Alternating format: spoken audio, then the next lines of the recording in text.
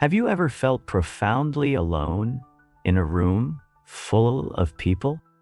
That gnawing sensation that while you're physically present, your mind exists in a completely different dimension from those around you.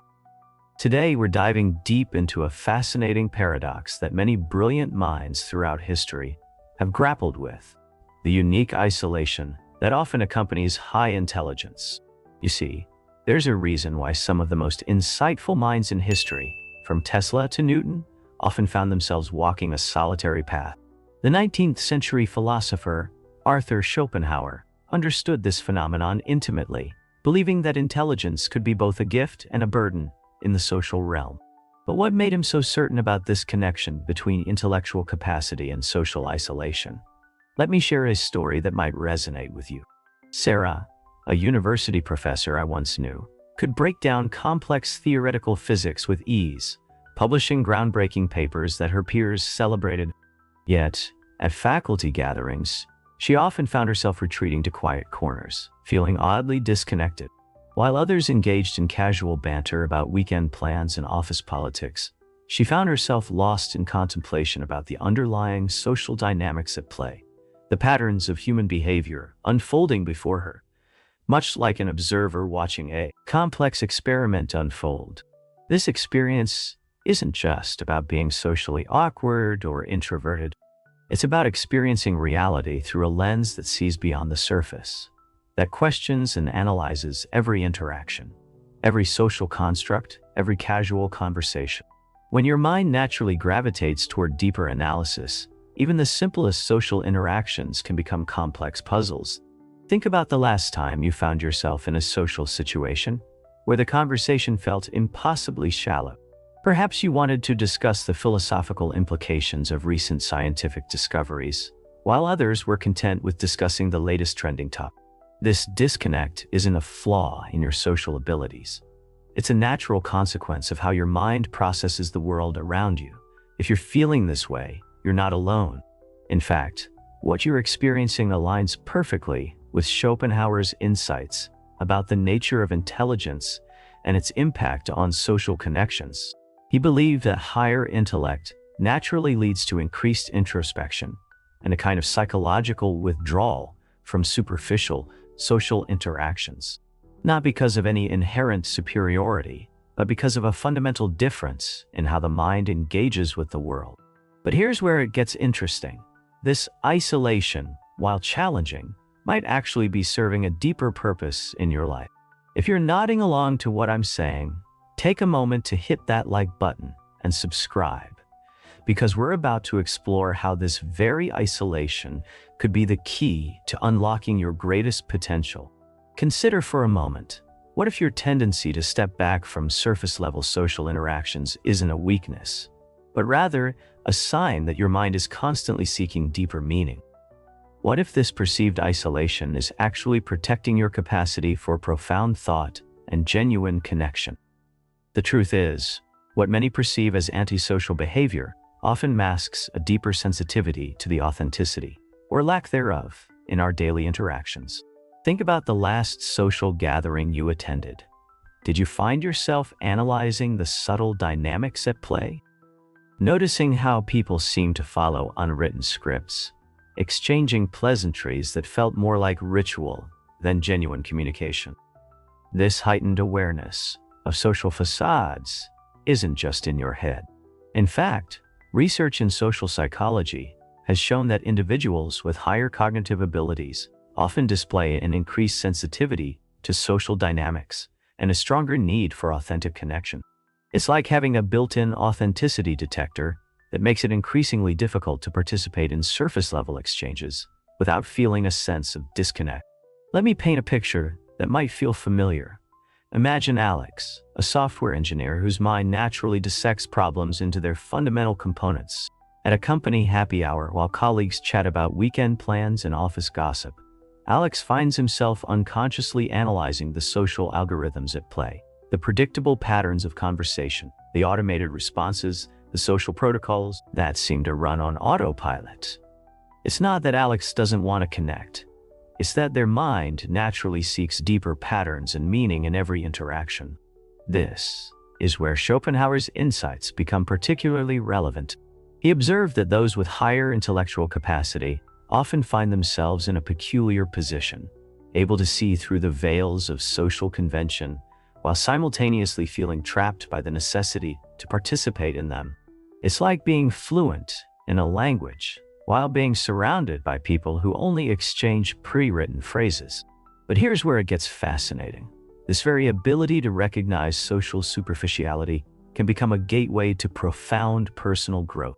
Instead of viewing these moments of disconnect as failures to conform, we can reframe them as opportunities for deeper understanding. When you notice yourself feeling out of step with casual social rhythms, consider what your mind is actually reaching for. Are you craving discussions that challenge your perspectives? Conversations that venture beyond the safety of small talk into territories of genuine discovery? What we're really talking about here is the tension between social compliance and intellectual authenticity. Every time you find yourself holding back a deeper observation or simplifying your thoughts to fit the social context, you are experiencing this tension firsthand. It's a bit like being a chess master in a room full of people playing tic-tac-toe. The disconnect isn't about superiority, but about operating at different levels of complexity. This realization leads us to a crucial turning point in understanding our social experiences. The emotional exhaustion you might feel after social interactions isn't necessarily from being around people. It's from the energy required to bridge the gap between your natural depth of thinking and the level of engagement that social conventions typically demand. This brings us to one of Schopenhauer's most profound insights, his understanding of solitude not as a curse, but as a natural state for deeper minds. He believed that just as a bird instinctively knows how to build its nest, highly intelligent individuals naturally gravitate towards solitude as an environment that nurtures their thought processes. But what makes this perspective so revolutionary, especially in our hyper-connected world? Think of your mind like a finely tuned instrument. Just as a violinist needs quiet to hear the subtle nuances of their playing, your intellect often requires solitude to fully explore the complexity of your thoughts. This isn't about rejecting connection. It's about understanding the necessary conditions for your mind to flourish. Consider the experience of Maya, a writer whose story perfectly illustrates this principle. In the bustling city where she lived, she initially fought against her natural tendency towards solitude, forcing herself to maintain an active social calendar. But her most profound work emerged during periods of intentional isolation, when she allowed herself to sink deeply into her thoughts without the constant pressure to engage in social performance. It wasn't until she embraced these periods of solitude that she realized they weren't just blank spaces between social interactions. They were the fertile soil from which her creativity and insights grew.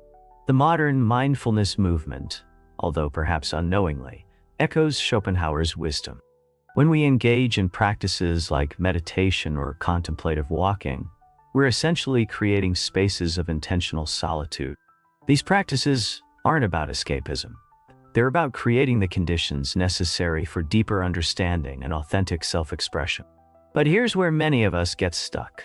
We've been conditioned to view solitude as something to be fixed, a problem to be solved. Society often pathologizes the natural inclination towards solitude, treating it as a symptom of social failure rather than a valid and valuable way of being. This misunderstanding can lead to a painful cycle of self-doubt and forced socialization that actually diminishes our natural gifts. What if, instead of fighting against this tendency towards solitude, we learn to work with it? Imagine treating your need for alone time with the same respect that an athlete gives to their recovery periods or an artist gives to their studio time.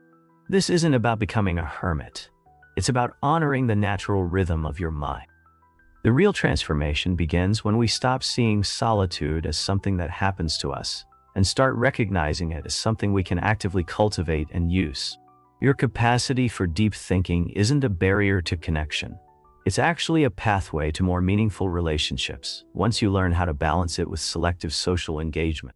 If you're finding value in these insights, make sure to give this video a thumbs up and subscribe for more content that explores the deeper aspects of personal growth and understanding.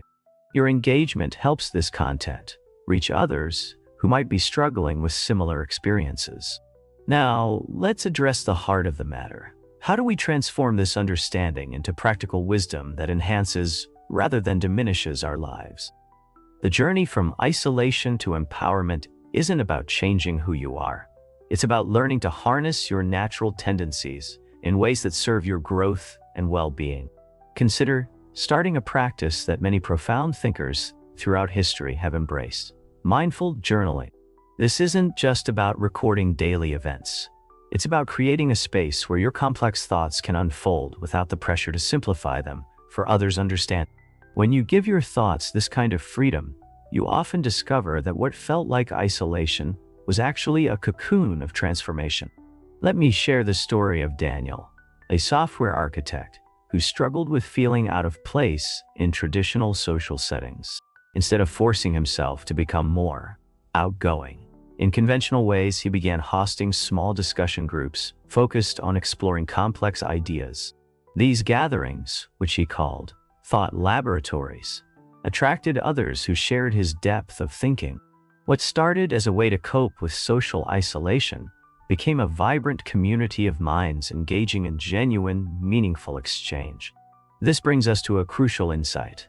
The goal isn't to overcome your tendency for deep thinking or to learn to tolerate superficial interactions. Instead, it's about creating and seeking out environments where your natural way of being becomes an asset rather than a perceived liability. Whether through online communities, local philosophy groups, or creative collaborations, there are always others who share your hunger for deeper connection and understanding. The modern world actually offers unprecedented opportunities for minds like yours. Through carefully curated online spaces, specialized interest groups, and focused discussions, you can find your intellectual tribe without compromising your need for meaningful interaction. The key is to be selective and intentional about where and how you invest your social energy. Think of it like this: just as a master craftsperson carefully selects their tools and materials, you have the right and responsibility to be selective about your social connection. This isn't elitism. It's about honoring your authentic way of being in the world.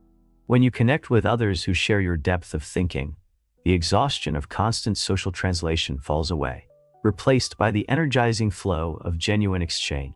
As we conclude this exploration, I want you to remember something vital. Your experience of feeling separate from the crowd isn't a flaw in your character. The isolation you felt isn't a dead end. It's a doorway to deeper understanding and more authentic connection. Remember that moment we started with, feeling alone in a crowded room. That experience doesn't have to define your story. By understanding and embracing your natural tendencies, by seeking out the right kinds of connections rather than just any connections, you can transform that sense of isolation into a source of strength and genuine connection. If this journey of understanding resonates with you, I invite you to join our community of deep thinkers.